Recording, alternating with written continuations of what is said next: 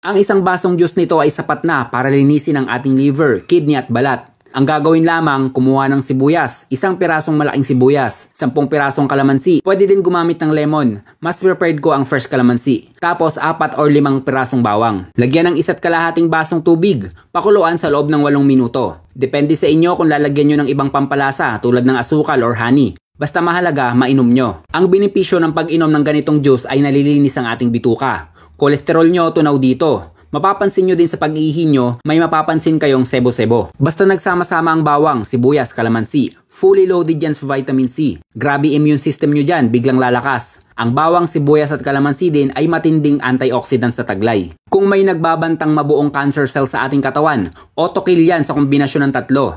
Gawin nyo ito tuwing umaga, pagising nyo. Dapat walang laman ng tiyan. Uulitin ko po, dapat walang laman ng tiyan.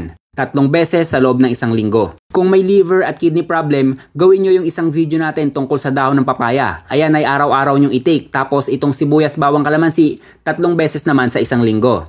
Ito ang magandang panglinis ng ating katawan. Paalala lang po, huwag kayong magtataka kung papawisan kayo ng marami dahil reaksyon ng katawan nyo yan para ilabas ang toxin sa ating katawan. At huwag din mangamba kung ano ang mapansin nyo sa inyong pag-ihi. Normal din yan naglalabas ng lason sa ating katawan. At yan ay 1 minutong dagdag kaalaman galing sa isang magsasaka.